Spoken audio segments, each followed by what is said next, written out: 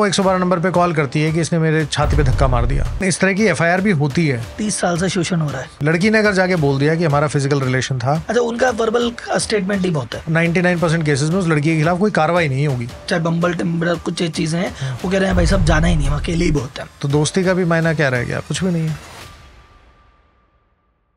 ऐसे भी केसेस होते हैं जहां आप लिव इन रिलेशनशिप में 30-30 साल से रह रहे हो, 30 साल बाद लड़की आती है, लड़की के अब तो लेडी बन गई, हाँ, तो वो आके एफआईआर करवा देती है कि 30 साल से मुझे शादी का झूठा झांसा दे रहा है और मुझसे शादी नहीं कर रहा और मेरे साथ फिजिकल एक्टिविटी कर ली। तो 30 साल से शोषण हो रहा है। 30 साल से शोषण हो रहा है। और पहले मैं इसकी कंपनी में नौकरी करती थी, अब इसे मुझे नौकरी से भी निकाल दिया।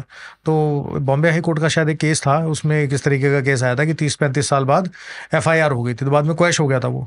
लेकिन इस तरह की एफआईआर भी होती है कि भाई 30 साल से हम रिलेशन में चल रहे हैं और आज मेरे को पता लग रहा है कि तो जो शादी का इसने 30 साल पहले वादा किया था वो झूठा था। हाँ, लेकिन पुलिस के तो हाथ बंधे हुए ना, तो जाते यूं एफआईआर करेगी। तो पुलिस को भी एक्शन लेना ही पड़ेगा, मजबूरी है उसकी। तो अच्छा, 30 साल तो ये तो एक्सट्रीम केस हो गया, लेकिन अगर 3 साल वाला केस होता है तो बंदा आराम से, फिर तो मतलब एफआईआर भी क्वैश नहीं होगी, फिर तो 3 महीने वाला हो, 3 महीने वाला हो, उसमें भी हो सकता है, 3 हफ्ते वाला भी हो सकता है, तो उसमें भी हो सकता है। एफआईआर तो हो जाएगी। लड़की ने अगर जाके बोल दिया कि हमारा फिजिकल रिलेशन था, या तो इसने मुझे शादी का झूठा झांसा दिया था, या फिर इसने मेरे साथ जबरदस्ती की है, बस, तो आपके पास कोई भी प्रूफ हो।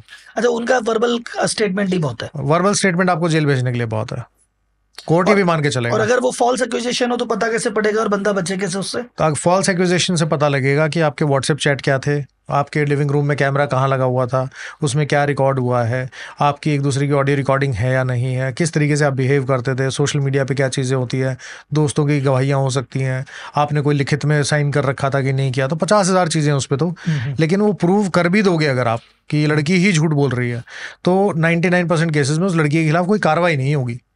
आप बस जेल से बच जाओगे, आप आने वाली लाइफ जो है उसको जी लोगे, लेकिन पुराने की कंपनसेशन आप सोचोगे आपको मिलेगी, वो नहीं मिलेगी। वो नहीं। तो अगर मान लो लिव इन में अगर कोई फीमेल रह रही है साथ में, 3 साल से रह रही है, तो उसके राइट्स जो भी हैं XYZ, और जो पत्नी के राइट्स है, क्या सेम है या डिफरेंस, क्या क्या डिफरेंस है मेन? देखो, लिव इन में अगर कोई आपके साथ रह रही है और आप लोगों के साथ ये सामने प्रेजेंट करते हो कि हम मतलब एक तरीके के मैरिटल रिलेशनशिप में हैं, तो डोमेस्टिक वायलेंस एक्ट के जो राइट हैं वो तो आपकी गर्लफ्रेंड को मिल जाएंगे कि रेजिडेंस राइट मिल गया, उसमें प्रोटेक्शन राइट मिल गया, मेंटेनेंस भी क्लेम कर सकती है।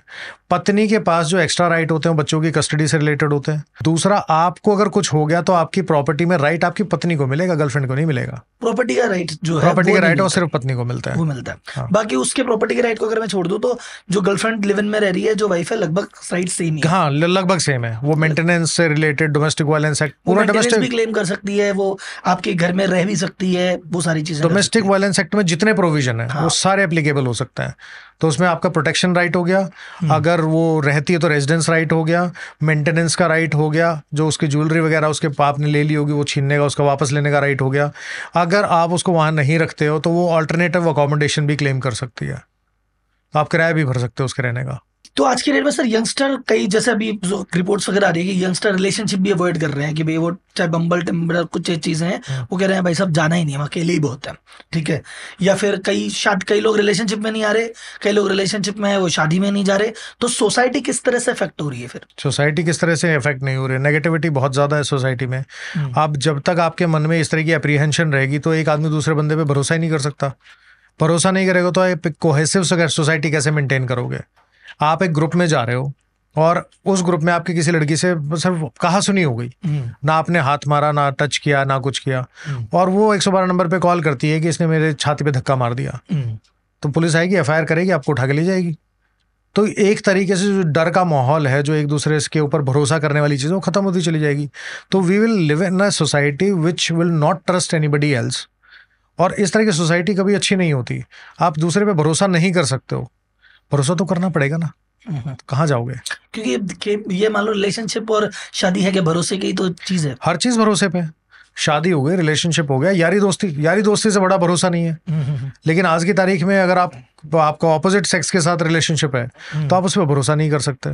तो दोस्ती का भी मायना क्या रह गया? कुछ भी नहीं है। कुछ भी हो सकता। और सर इस पे सोशल मीडिया कितना रिस्पॉन्स है? सोशल मीडिया में जिस तरह की आजकल भाई वन नाइट स्टैंड, पहले बॉडी बहुत, वन नाइट स्टैंड हो गया, बॉडी काउंट वगैरह जैसी बातें चलती है, इसका क्या इम्पैक्ट है सोशल मीडिया में? इंस्टाग्राम जिस तरह का कंटेंट दिखा रहा है या किसी भी सोशल मीडिया पे रील पे इसी तरह की चीजें एल्गो में ज्यादा बढ़ रही है, इसी का मेन कारण है क्या? देखो सोशल मीडिया पे क्या है कि कोई भी चीजें होती हैं, आज को आपको ना एक लेविश लाइफस्टाइल दिखाई जाती है, तो आदमी पैसा कमाने के लिए भी सोशल मीडिया पे आता है।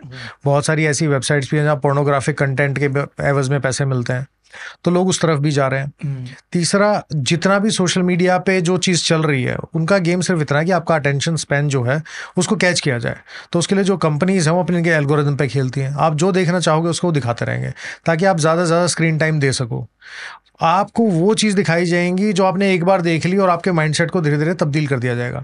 देश का पूरा इलेक्शन चेंज हो सकता है सोशल मीडिया से, तो लाइफ कितनी चेंज होती होगी। दूसरा, जो छोटे बच्चे हैं उनको नहीं पता सही है गलत क्या है, उनको जो चीज़ दिखती रहेगी उनका माइंडसेट वैसा होता चला जाएगा। आजकल ऐसे भी केसेस आने लगे हैं जहाँ माइनर बच्चे एक दूसरे के ऊपर फिजिकल फोर्स का यूज़ कर रहे हैं।